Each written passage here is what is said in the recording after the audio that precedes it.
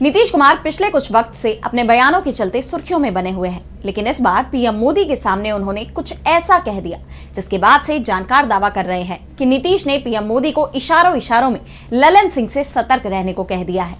तो आखिर क्यों हो रहे हैं ऐसे दावे, क्यों हो रही नीतीश के बयान की चर्चा, क्या है उनके इस बयान के मायने और क्यों अचानक नीतीश ने दिया ऐसा बयान, जानने के लिए देखिए ये रिपोर्ट। ललन सिंह और बीजेपी के बीच बढ़ती नजदीकियां किसी से छिपी नहीं हैं। जेडीयू के अंदर भी ललन सिंह का लगातार विरोध हो रहा है और इन सब के बीच जब पीएम मोदी बिहार के मधुबनी में पहुंचे तो कार्यक्रम के दौरान मंच से सामने आई एक तस्वीर ने चर्चा को गरमा दिया। दरअसल इस तस्वीर में देखा जा सकता है कि केंद्रीय मंत्री ललन सिंह प्रधानमंत्री नरेंद्र मोदी के बगल में लगी सीएम नीतीश की कुर्सी पर बैठे हैं। खास बात ये है कि जब नीतीश कुमार सभा को संबोधित कर रहे थे तो ललन सिंह उस कुर्सी पर जाकर बैठ गए। इस तस्वीर ने चर्चा को गरमा दिया, लेकिन इससे ज्यादा चर्चा नीतीश कुमार के बयान की हो रही है। दरअसल जब ललन सिंह और मोदी एक दूसरे से बात कर रहे थे उसी समय नीतीश कुमार ने ललन सिंह की तरफ इशारा करते हुए कुछ ऐसा कह दिया जिसे अब मोदी के लिए नीतीश की तरफ से चेतावनी माना जा रहा है।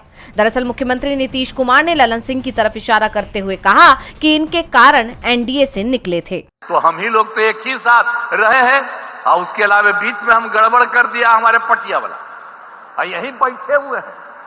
अब इन्हीं से पूछिए तो ये सब तो फिर बाद में इन्हीं को लगा है कि वो गड़बड़ है, उसको छोड़ दिए। अब हम लोग कभी उसके साथ नहीं जा सकते हैं और सब गड़बड़ किया है और उस सबको इसीलिए उसके खिलाफ है ना हम लोग लड़े थे जी।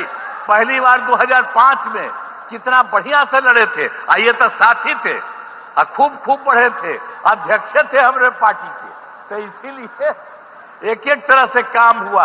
और अब नीतीश कुमार के इस बयान को लेकर जानकारों का कहना है कि नीतीश कुमार बीजेपी आलाकमान को सतर्क कर रहे हैं। इशारों में उन्होंने बता दिया कि हमें कमजोर करने के लिए आप जिन लोगों से नजदीकी बढ़ा रहे हैं, जिनका सहारा ले रहे हैं, इनकी ही वजह से पहले बिहार एनडीए टूटा था। नीतीश की बात सुनकर केंद्रीय मंत्री राजीव रंजन सिंह उर्फ ललन सिंह के चेहरे का रंग उड़ गया और अब नीतीश के इस बयान की चर्चा हर तरफ हो रही है। सवाल उठ रहे हैं कि आखिर नीतीश कुमार ने अचानक ये बयान क्यों दिया।